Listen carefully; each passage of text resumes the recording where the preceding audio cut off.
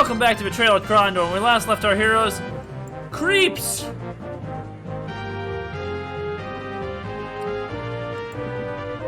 Can we actually hurt ghosts? Spare thy ghost.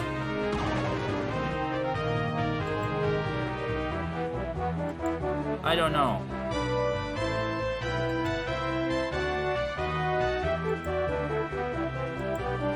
I honestly think we might not be able to hurt these.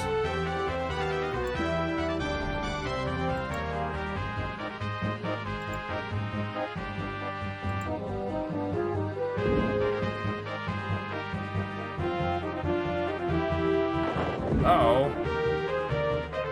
Oh.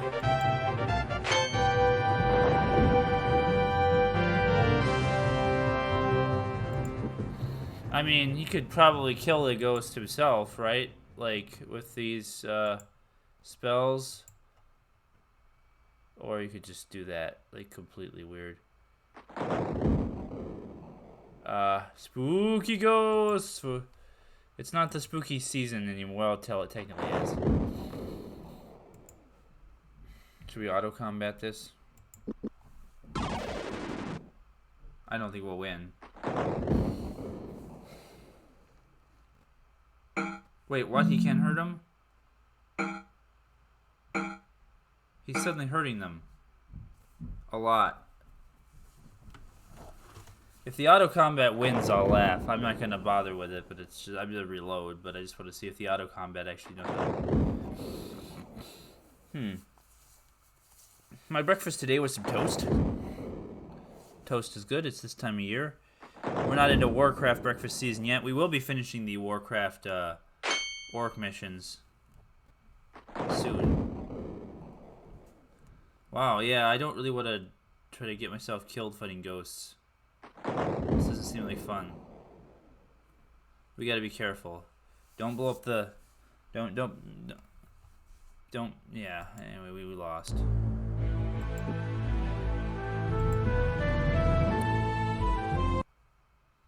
So, this is called Shadow of the Nighthawks, which is a book.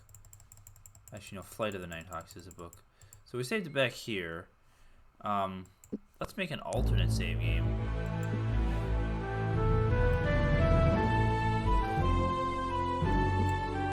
Spooky!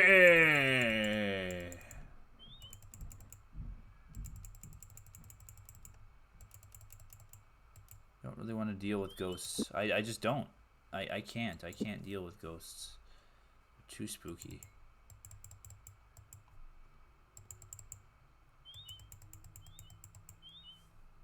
Is this where we went last time? That's where, no, I want to go back to the ghost place. I want to try to find spooky ghosts. They are spooky. They are creepy. We're going to try to... Oh, no. No! Creeps!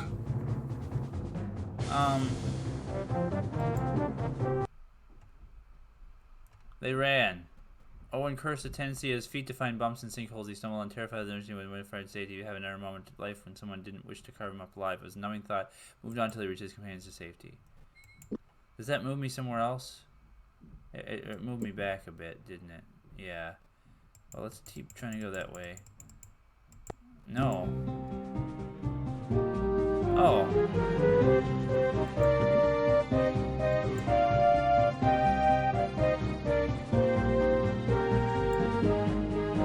I'll read this. They were trapped, with the sound of his heart pounding his ears. James forced himself to pause, forced himself to think clearly for a moment. An action that lasted mere seconds, but felt like a lifetime's.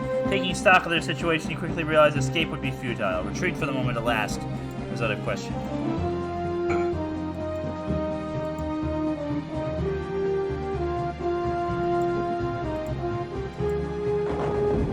Can I just, please?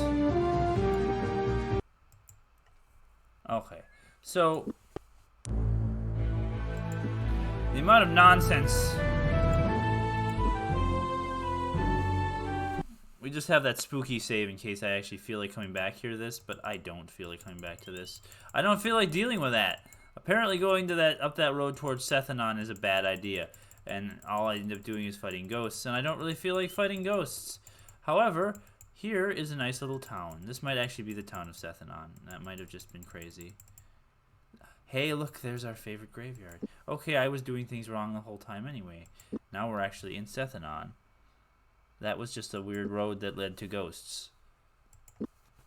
Although I'm worried about going to the graveyard, it might also lead to ghosts.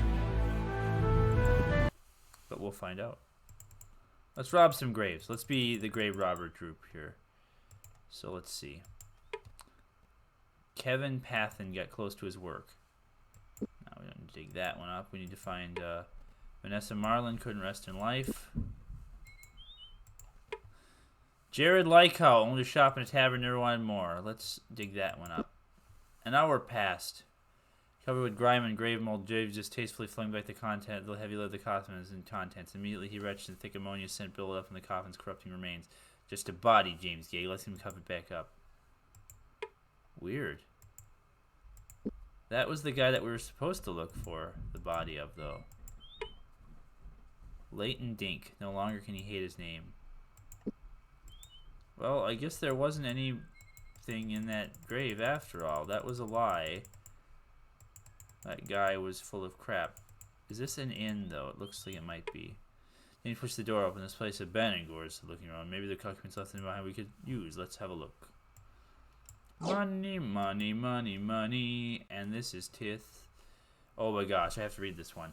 Owen shook his head, the vial, called Tith's Piss among mercenaries. The liquid was framed for its vile metallic flavor and ruddy color, allowing both owing to the fact the liquid was dripping gathered for the rusty drain pipes of the Temple of Tith. Many claimed the fluid could improve imbibers' swordplay for a short time. Can you take that instead of just reading about it? That's funny. They have funny things in this game. It's funny. This is the inn, right? James sniffed, stepping inside the tavern's doorway to take the faint familiar scent of lye and more pungent aromas that were meant to ease, but would be foolish tavern keeper who neglected to have a cleaning boy close at hand when men drank to excess. Speaking of Tith's Piss, within the accommodations were humble. Several splintering tables had been jammed in the common room and arranged to accommodate them. Perhaps 25 men, 30 if hunger pressed them in. Greasy stains covered benches and walls, evidence of days wild past. The gambler looked up. Making a fist, he shook it on James's nose, then smiled wickedly as he opened his palm to reveal a pair of dice. The game is dice, my friend, the gambler said, sitting back down. Winner wins half as much as he bets. How much gold will you wager? 10. Ruthia smiled on them, scooping up his shining winnings graciously as possible. James deposited the 1 sovereign with as much discretion as possible. I hope you have better luck in the future, James said with a nod. You had quite a good run of luck, but it fun to you, he said. We alas have not been so fortunate. Perhaps someone else will play with you. Yeah, I didn't feel like doing that. That works. The company was welcome. Generally a foul mood. The man had a list of complaints about kingdom things. While he seemed more interested in venting his complaints about a shopkeeper he recently visited. He tried to saddle me with these Morinhell blades, the man said, taking a sip from his ale cup. You know, a lamprey. What's wrong with using a lamprey, James asked. Too long, the man said. You take a Morinhell or an elf like your friend here. It's the perfect length balance for the reach, but for a human of Serani, damn hard to control the thing. Same's true of the Griefmaker or any other elven blade. Such as, James pressed, immediately sensed the drinking companion was growing suspicious as he's recently amended his question. Forgive me, I've only recently purchased a shop of my own, and I don't know much about weapons. I used to make certain that I buy weapons. I want to make certain I buy weapons my customers can use, not just pretty trinkets.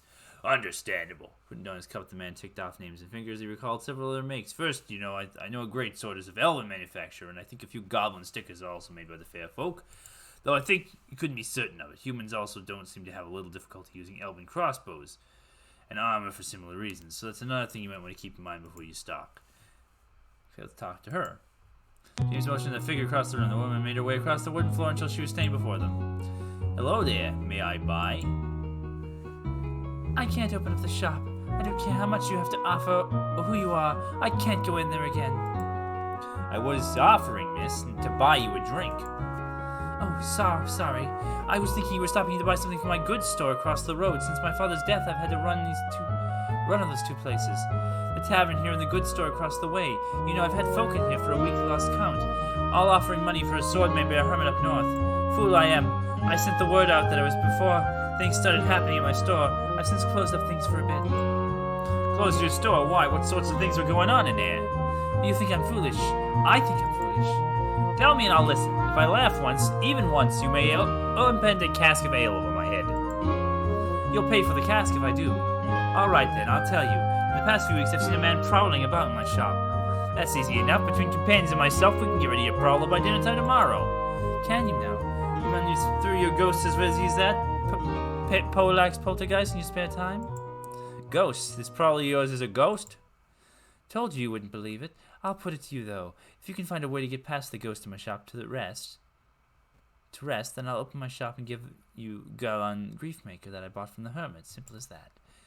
That offer is nearly as attractive as the woman delivering it. Thank you, fair lady. A little barding? Yeah, we don't. A little barding. Fortune smiled. Despite the fact that he was stumbling through the chords of this kingdom mine, Owen's lack of musical mastery was masked by the raucous noises of the tavern's drunken patrons thumping their mics to the rhythm of the music. That was interesting, the tavern said. Keeper said, I don't think I've heard that song tortured so much one evening. You're lucky the patrons are drunk enough tonight. In my better judgment, they're demanding I pay you. Here, withdrawing 13 sovereigns piece from a pouch, the timekeeper passed them over to Owen. Huh. Well, the barding ability has increased. Yay! Apparently, I am supposed to make this ghost in here rest. So this... When there's something strange sleeping in your shed, who you gonna call? The door was locked. James was about to leave when he noticed a small sign on the rusty nail on the door. A sign read, Nia's shop closed for now. Strange thing to put in a sign, James said with a puzzled look. Okay. I can't make the ghost rest? When there's something strange sleeping in your bed. Guess who it is? Let me tell you something. Here's the other house I was looking for. No one answered James's persistent knocking. After circling the house, he noticed either occupant slipped out of there ignoring us, or the stone dead sleepers. Whatever the case may be, we should probably have better luck if we moved on. Well, I'd rather deal with the ghosts in the morning when it's less spooky out here. There we go. I slept right next to the haunted shop and didn't see any ghosts. Well, maybe I was supposed to, like, go dig up more graves. We'll try that.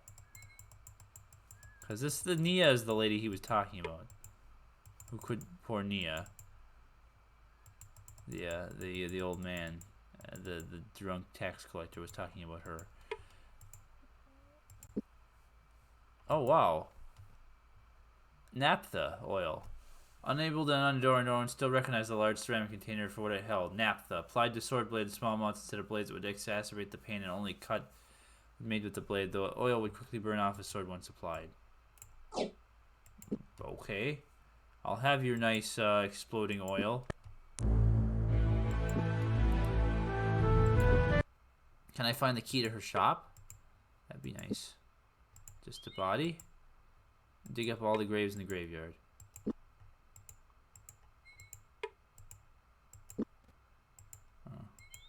We'll try this one again. An hour passed, covered with grime and grave mold. James distastefully flung back the heavy lid of the coffin as the contents immediately retched. Just a body, James said. Let's him cover it up. Wait, Owen said, pointing down the hole. Look.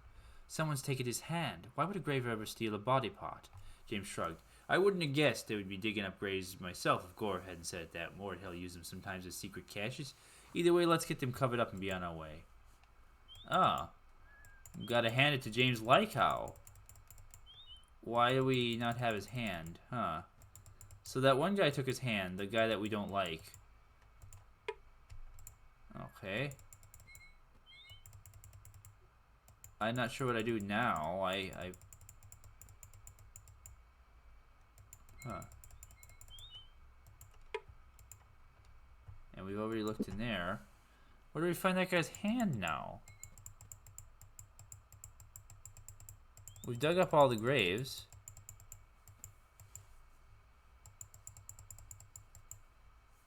Huh. Weird. It's weird like dogs. I could go back in the tavern, I guess.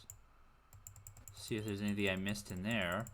I don't think there is. I think we're just like SOL here.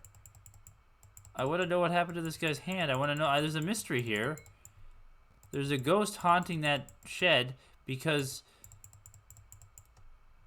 the guy's hand is missing. Maybe Nia knows more about the guy's hand that's missing now. Maybe we gotta go talk to Nia again.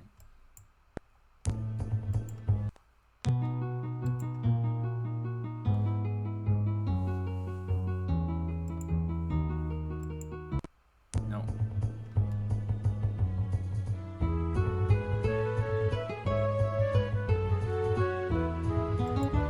No. That's just all we're doing. This is Nia. Nia's the girl from Tengen Toppa Gurren Lagann. Well, maybe this is something I have to contemplate and come back on at another time.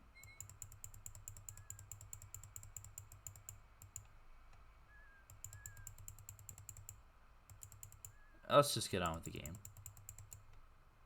I seem to be making no progress. There's a nice little road, though.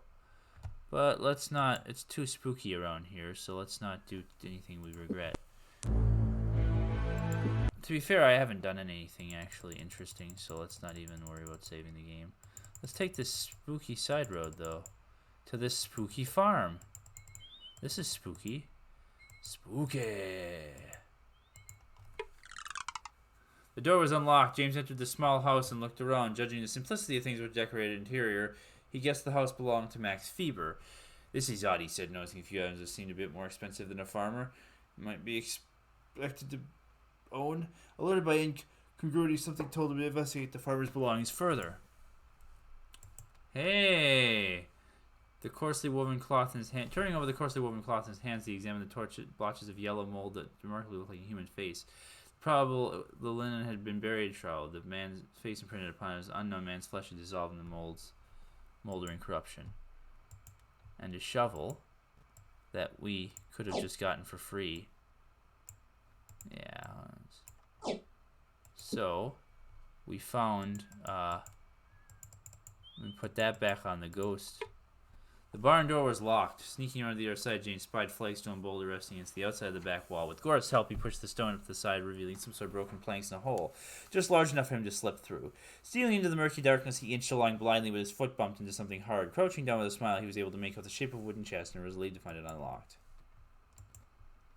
And full of these. The stamp was simple, the kind generally used by nobles or priests, and had a handle made of ivory from which it depended simple silk streamers. The seal itself was another 3 pots stacked atop each other, the symbol of powerful Glazers Guild of Romney. What the heck?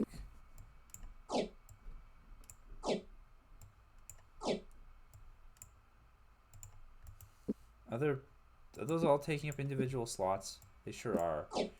I don't care about those. He's stealing pottery. The Pottery Guild seals.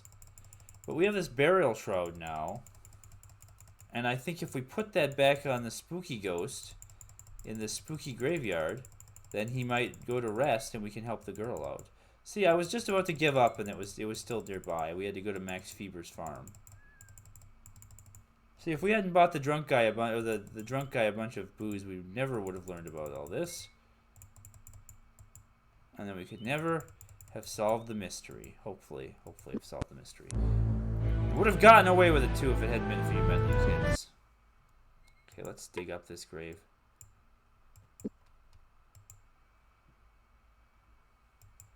No, can I use the burial shroud or do I have to show it to her?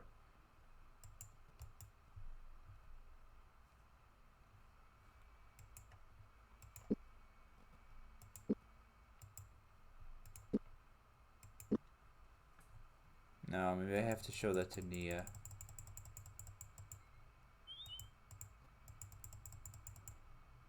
Huh. Well, that's interesting.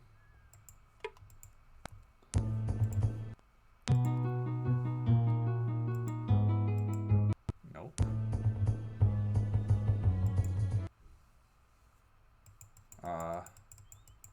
Was kind of hoping that was the solution. I might look this up. I hate to have to look things up, but I feel like that's the solution, isn't it? Huh. Well, we have a mystery on our hands, and I'll have to solve it for the next episode of Betrayal at Krondor. So we'll find out what happens in Sethanon next time. We'll see you then.